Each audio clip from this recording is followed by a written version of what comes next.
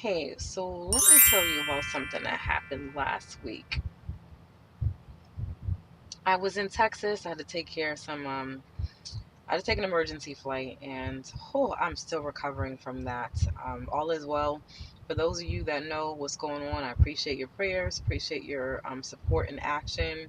Thanks for helping me get there, be comfortable, get home, all that, and just keep my family in your prayers. It's not over, but we out the woods. I'll say that.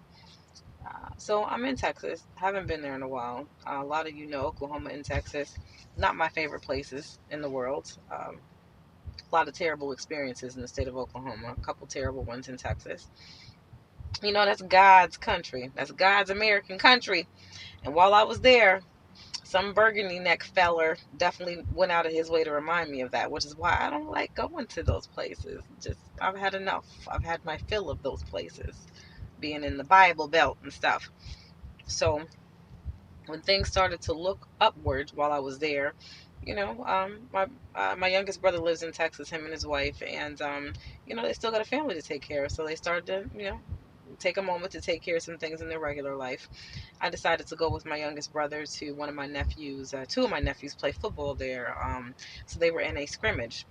So, cool thing about being there was a guy, I don't remember his name, but someone who either is still on the Dallas Cowboys or used to be. His son was out there. He's in high school, and one of my nephews, was actually his opponent, and was, if I don't know if I'm using this word correctly, but he was like assigned to him, like he was the one to, I don't know, like guard him. I think that's a basketball term, but whatever the football equivalent of guard him is, that was cool to watch that. And then of course to see the guy, because he's an NFL guy, he pretty much didn't he got to behave in a way that was not like all the regular parents, so he was definitely on the field. So here's something I noticed. When we got there, some of the people kind of came to my brother because my brother's a coach, and he's a very social person, so people know him and everything, and he loves all that stuff. So they came to approach him and show some love and support. Sidebar: the red pill behavior that was happening down there, it's just not a lifestyle I'm interested in ever going back and being a part of. The whole time I was with my brother, no one, not one man that talked to him spoke to me. Not one of them spoke to me or even made eye contact. I'm like, damn, am I in Dubai or something? That's weird as hell. But red pill life is a big thing there, and it's something that I'm going to assume by the behaviors, because I was not introduced to anyone and no one spoke to me. I'm gonna, that must be a lifestyle he's a part of. It is what it is. Whatever. I'm just there to support my nephew, and I'm just not gonna care about anything else at that moment. Didn't even have the mental capacity to care either way. So that is one observation that was pretty quickly that I saw. Another one, I'm getting ready to go get some concessions, and I noticed this old white guy. I mean, he is just intently paying attention to us, and I'm like, okay, maybe it's because he thinks we somebody or whatever. I mean, we are, but not somebody. And I definitely stick out like a sore thumb. I wasn't expecting to go to a football field, so I wasn't dressed like it. Although I did have sneakers on, and I probably sounded a little different. I haven't lived there in a while. Even when I did live there, I can't say I completely sounded like it. It is what it is.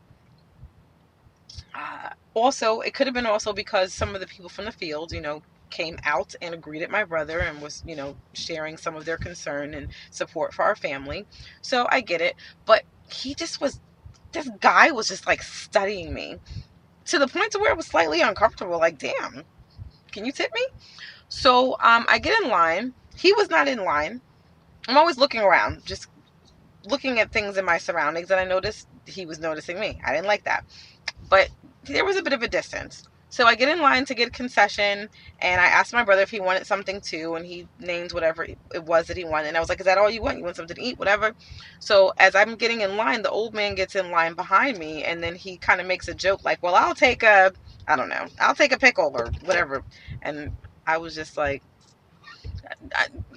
I understand that that's kind of the way that they operate there. A lot of small talk, a lot of jokey jokes. I've never really enjoyed that. Like, leave me alone. I don't know you. So I kind of did one of those like feigned responses, like trying to, when in Rome, like, and then went on about my business. So he's in line behind me now, and it's my turn, and I'm ordering whatever it is that I need. I don't see a machine that I'm used to seeing, so I just asked the lady. I was like, hey, I said, I don't carry cash, so can I use Apple Pay? She was like, sure. So then she lifted up this device and handed it to me, and I went about my business. So the guy, I'm putting my stuff away, and not even like, I'm still kind of in front of her and transitioning to get from in front of her to the side to wait on my concessions or wait on my stuff.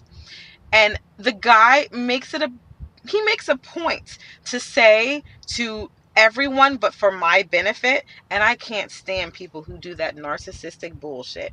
First of all, you're a punk bitch for not really saying it to me, but it was for my benefit. I can't stand those people who do that.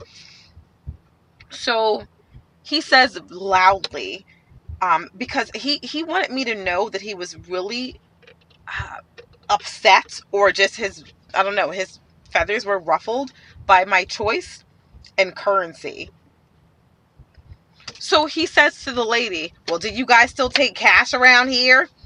And I can't even try to mimic his voice. God, I'm not good at impressions, so just whatever. But give it like your biggest like cowboy, twang to the voice, and that's how he was saying it.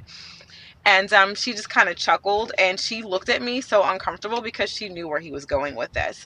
And so he says, as he's looking at me, he says to her, because she was like, sure, like, of course we take cash. He was like, yeah, this is still a great red-blooded American. This is a real American business here. This is a great red-blooded American business. You take cash.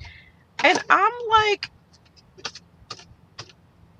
he acted like somehow I just used like the devil's debit card or something because I didn't take cash.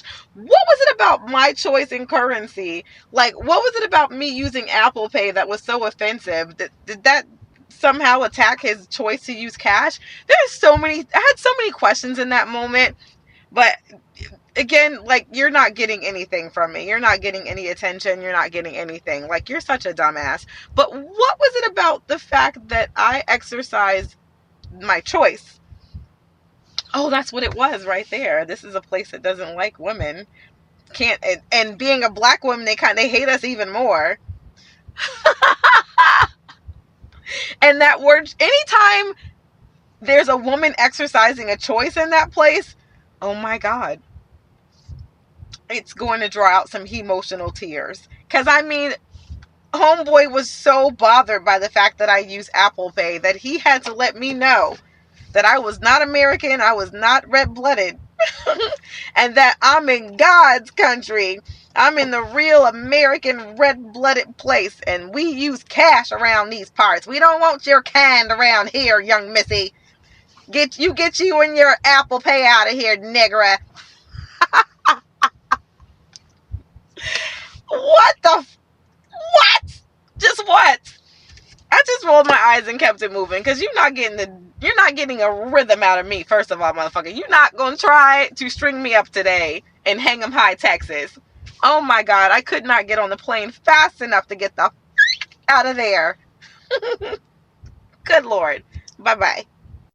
Handle your business or your business will handle you. This has been my mantra that I've been saying to myself for decades. I'm so excited to share this new product with you.